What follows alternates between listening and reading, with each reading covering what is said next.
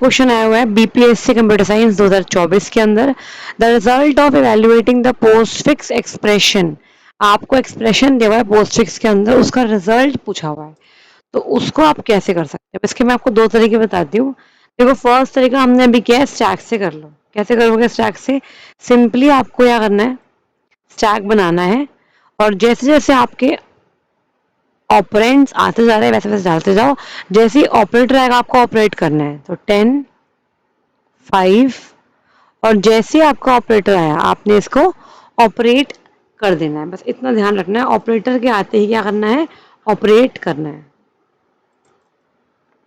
तो कैसे करोगे, आपको कैसे पता है कैसे करना है?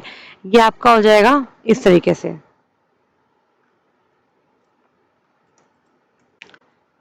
10 + 5 विच इज 15। तो आपके स्टैक में क्या आ जाएगा, अब 15 आ जाएगा ऑपरेशन के बाद।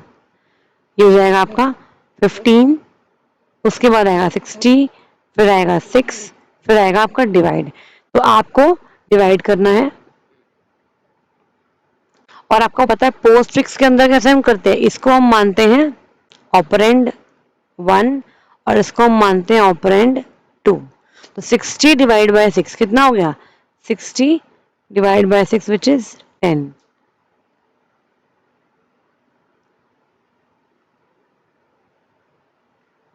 देन वी हैव मल्टीप्लाई, तो यहाँ पे मल्टीप्लाई कर देंगे इसको, कितना हो गया 150, फिर 8 आ गया, फिर क्या आ गया आपका माइनस। तो आपका ऑपरेंड 1 ये कहलाएगा, ऑपरेंड 2 ये कहलाएगा। तो 150 माइनस ऑपरेटर है और फिर है 8 विच इज 142। तो option number A is the right answer. एक तरीका तो ये है कि आप सिंपली स्टैक में डालते जाओ और ऑपरेट कर लो। एक और तरीका हमने डिस्कस भी किया था, ये तरीका ये रहा, आपको दिख रहा है कि ऑपरेंड 1 आपका नीचे वाला है, ऑपरेंड 2 आपका ऊपर वाला है। अगर हम बात करें प्रीफिक्स में तो इसमें उल्टा है, इसमें ऑपरेंड 1 जस्ट ये वाला होता है और ऑपरेंड 2 नीचे वाला होता है। तो आपको ध्यान देना है इस चीज का काफी, कि प्रीफिक्स है या पोस्ट फिक्स है। अब इसे करने का एक और तरीका वो ये है, आप इसको ऐसे भी कर सकते हो। एक सेकेंड रुकिएगा, ये तो आपका मेथड 1 हो गया। एक मेथड 2 है, वो कैसे हुआ, उसमें ये लिखा हुआ है इस तरीके से 10, 5 + 60, 6 डिवाइड मल्टीप्लाई 8 और माइनस। ठीक है, अब उसमें आप क्या करोगे,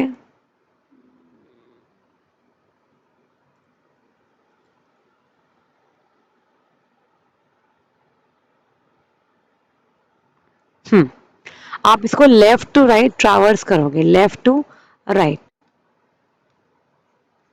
और जैसे ही आपको ऑपरेटर मिलेगा आपको उसे ऑपरेंड के साथ ऑपरेट कर देना है। Let me change the colour. देखो, हम स्कैन कर रहे हैं इसको, ऑपरेंड ऑपरेंड ऑपरेटर, जैसे ऑपरेटर आया आप इन्हें ऑपरेट कर दो। तो ऑब्वियसली ये यहाँ पे आया होगा तभी बना है पोस्ट फिक्स, है ना। तो कितना हो गया, 10 + 5 इज आपका, ये हो गया आपका 15। फिर आपका आ गया 66 डिवाइड, फिर आप यहाँ पे इसे ऑपरेट कर दो, कितना हो गया आपका, ये आपका हो गया 10। फिर आपका यहाँ मल्टीप्लाई है, फिर 8 है और फिर क्या है माइनस है। तो अब आप देखो यहाँ से हम जा रहे हैं इस तरीके से, मल्टीप्लाई आया तो मल्टीप्लाई कर दो, कितना हो गया 150, फिर 8 है, फिर माइनस है, ऐसे जा रहे हैं हम। अब ये आ गया आपका ऑपरेंड ऑपरेटर सॉरी, तो इसे कर दो 150 माइनस में 8 विच इज 142। ऐसे भी कर सकते हो, मतलब आप लेफ्ट टू राइट स्कैनिंग कर रहे हो। जैसे ही आपको ऑपरेंड्स के बाद पहला ऑपरेटर मिलता है आप उसे ऑपरेट कर दो, क्योंकि ऑब्वियसली ये इनफिक्स से ही पोस्ट फिक्स बना होगा। तो ऑपरेंड के बाद में आके लग गया ऑपरेटर, बिकॉज ये पोस्ट फिक्स है, तो हमें उसी ऑपरेटर को अंदर लेके आना है और ऑपरेट करना है। ऐसे भी कर सकते हो और यूजिंग स्टैक तो कर सकते ही हो, जो तरीका अच्छा लगे वैसे करो। Option number A is the right answer for this particular question. Next देखो क्या है, which of the following data structures is used in implementing recursive call. ये DSSB कंप्यूटर साइंस 2018 में आया था कि रिकर्सिव कॉल्स को मेंटेन करने के लिए हम किस पर्टिकुलर डेटा स्ट्रक्चर का यूज करेंगे। उसका आंसर क्या होगा, option number C which is stack. अब रिकर्शन का मतलब होता है function calling itself again and again, एक ही फंक्शन अपने आप को कॉल कर रहा है, तो उस केस में हम उसे रिकर्शन कहते हैं। ठीक है, चलिए नेक्स्ट देखो। Consider the following stack implemented using structure होगा यहाँ पे, स्ट्रक्चर या एरे होगा यहाँ पे, यहाँ पे हैगा एरे, मिसप्रिंट है ये, यहाँ पे हैगा एरे। एक स्ट्रक्चर है, एक स्ट्रक्चर आपका बनाया हुआ है इस तरीके से यहाँ पे, इसके अंदर एरे का इस्तेमाल करते हुए यहाँ पे एक स्टैक है जो कि आपका स्टैटिक स्टैक कहलाएगा। ठीक है, और एक टॉप आपका वेरिएबल है जिसकी वैल्यू कर रखी है -1। ठीक है, तो इसको हमने एक स्ट्रक्चर में डलवा रखा है। स्ट्रक्चर के दो मेंबर्स है, एक एरे है और एक आपका टॉप है। टॉप की वैल्यू इनिशियली -1 होती है, it means stack is empty. अब यहाँ पे देखो साइज आपको दे रखा है which is defined already as 11। आपको बोला क्या है, what would be the maximum value of top that does not cause the overflow of the stack. Top की मैक्सिमम वैल्यू क्या होगी जिससे स्टैक में ओवरफ्लो ना हो, और अगली बार उस मैक्सिमम वैल्यू में जैसे आप कोई भी एक एलिमेंट ऐड करोगे तभी आपका ओवरफ्लो हो जाएगा। तो देखो आपका साइज दिया हुआ है 11 दिया हुआ है साइज, यहाँ पे 11 दिया हुआ है। अब ये एक एरे है तो आपको पता लग गया कि एरे है, तो ऑब्वियसली अगर मैं स्टैक को ऐसे रिप्रेजेंट करूं तो ये आपका शुरू है 0 से लेके 1 2 3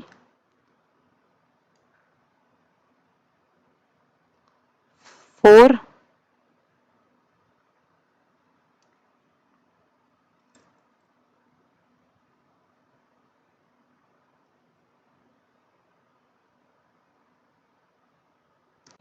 ये 5 हो गया। इसके बाद 6 7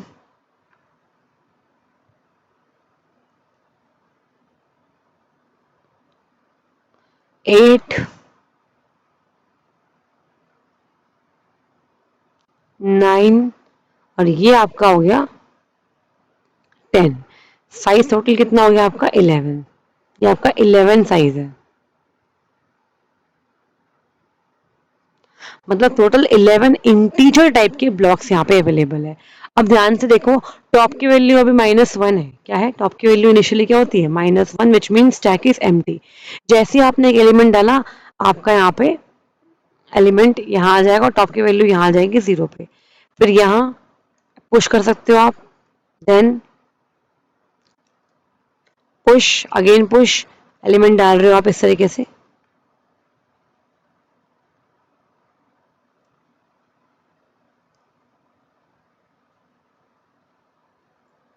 अब इस 10th एलिमेंट, अब यहाँ पे 10th पे आपका पूरा स्टैक क्या हो गया, फुल हो गया। अगर टॉप यहाँ पॉइंट कर रहा है और टॉप की वैल्यू 10 है, इसका मतलब stack is already full, stack is full.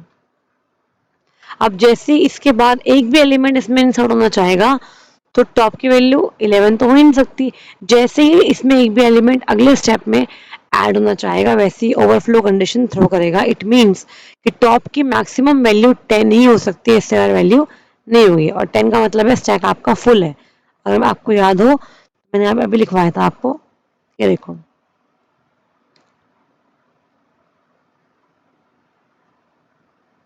हमने डिस्कस किया था लास्ट क्लास में, ये रहा कि एक सेकेंड सॉरी, ये रहा टॉप की वैल्यू n-1 होगी तो स्टैक फुल होगा। जैसे ही टॉप की वैल्यू n हो गई तो ये आपका स्टैक फुल होते ही अगला कंडीशन आ जाएगा ओवरफ्लो का। ठीक है, तो टॉप की वैल्यू n-1 तक रह सकती है, n-1 रहेगी तब तक आपका ओवरफ्लो नहीं आएगा। ठीक है, तो n-1 का मतलब यहाँ पे कितना हो गया 11-1 विच इज 10 ही तो हुआ। तो option number D is absolutely correct. Next देखिए, which data structure is used to indicate that the order of processing of data must be postponed until other conditions are fulfilled। इसका मतलब क्या है कि मान लीजिए आपका कुछ डेटा उसे प्रोसेस होना है, वो जब तक प्रोसेस नहीं होगा, जब तक बाकी कंडीशंस फुलफिल ना हो जाए। तो स्टैक में ऐसा ही तो होता है, जो नीचे वाले हैं वो बाद में होते हैं प्रोसेस, पहले ऊपर वाले जो है वो एलिमेंट्स प्रोसेस होते हैं। तो पहले जो अदर कंडीशन है जब तक वो फुलफिल नहीं होगी, जो आपके नीचे वाले एलिमेंट्स है वो फुलफिल नहीं होंगे। तो इसका मतलब इसका आंसर बनेगा ऑप्शन नंबर डी है यहाँ पे भी, विच इज स्टैक। नेक्स्ट क्या है, state whether the following statements are true और फॉल्स। ये रिट्रिपल एसबी कंप्यूटर साइंस 2018 में आया था। A queue can be implemented using two stacks और a stack can be implemented using two queues. तो हमने अभी क्यू पढ़ा नहीं है, पर आप जानते हो कि क्यू क्या होता है। क्यू एक लीनियर डेटा स्ट्रक्चर है जिसके अंदर होता क्या है, इसके अंदर first in first out FIFO का इस्तेमाल होता है ना। लीनियर डेटा स्ट्रक्चर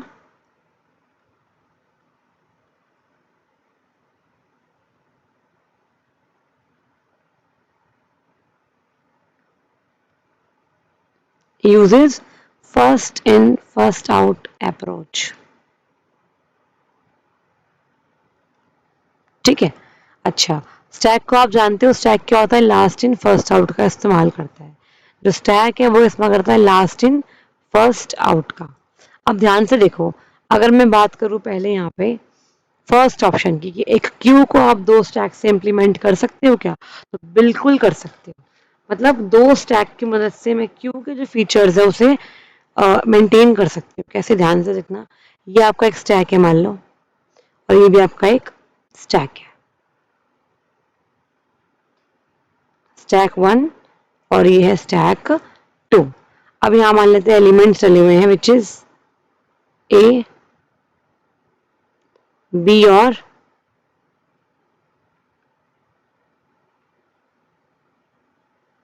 सी। अब अगर ये दो स्टैक है और इनकी हेल्प से हम क्यू को इंप्लीमेंट करेंगे, तो पहला एलिमेंट जो इंसर्ट हुआ है वो है ए। इसका मतलब पहला एलिमेंट जो डिलीट होगा वो भी क्या होना चाहिए, ए होना चाहिए। अगर अब मैं क्या करूंगी, अब मैं यहाँ से एलिमेंट को पॉप करूंगी। ठीक है, तो अब ये स्टैक है, तो पहले एलिमेंट टॉप वाला पॉप होगा, उसको पॉप करके इसको यहाँ पे इंसर्ट करो, फिर पॉप करो इसे यहाँ से यहाँ पे इंसर्ट करो, और फिर पॉप करो लास्ट एलिमेंट को और यहाँ पे इसे इंसर्ट करो। ठीक है, अब अगर मैं पॉप करूंगी यहाँ पे कोई भी एलिमेंट, पहला एलिमेंट, तो ये ए आएगा which is your top element. ठीक है, तो आपको दिख रहा है कि क्यू में पहला एलिमेंट ए इंसर्ट हुआ था, और पहला एलिमेंट जो निकल रहा है डिलीट के बाद वो भी ए है। इसका मतलब ये दो स्टैक की मदद से एक क्यू की तरह काम कर रही है। तो टू स्टैक्स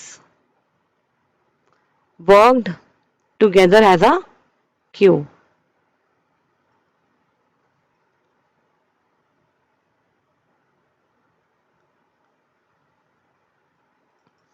ठीक है, सिमिलरली आप अगर चाहो तो दो क्यू से स्टैक को भी इंप्लीमेंट कर सकते हो।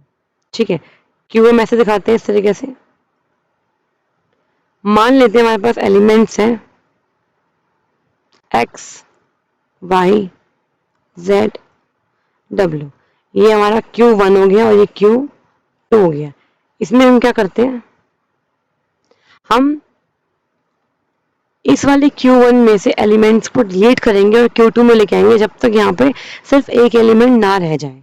तो हमने x को कर डिलीट, पहला एलिमेंट था पहले आएगा ये, फिर y, फिर आपका z।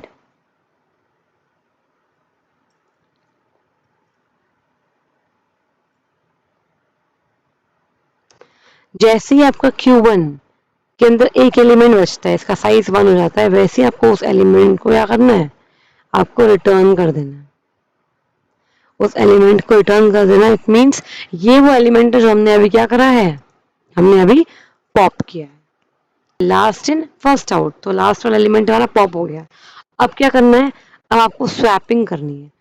स्वैप कर दो Q1 एंड Q2 को, तो अब क्या हो जाएगा, ये बन जाएगा आपका Q1, और Q2 क्या होगा आपका, खाली हो गया है ना। Q2 क्या होगा आपका, खाली हो गया, बिकॉज आपका जो W था वो तो क्या हो गया आपका, डिलीट हो गया। ठीक है, इस तरीके से। अब फिर से वही काम करना है, क्या करना है, X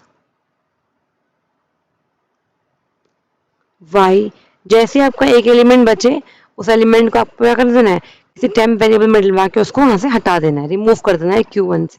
तो आगे अगला एलिमेंट जो आपका डिलीट होगा वो क्या होगा, Z होगा। इसका मतलब जो आपके क्यू में लास्ट एलिमेंट आए थे वो आपके पहले ही रिमूव हो रहे हैं, तो ये आपका लास्ट इन फर्स्ट आउट की तरह ही काम कर रहा है। It means both the statements are correct कि एक क्यू को आप दो स्टैक से इंप्लीमेंट कर सकते हो, सिमिलरली एक स्टैक को भी आप दो क्यू से इंप्लीमेंट कर सकते हो। It means option number A is absolutely correct.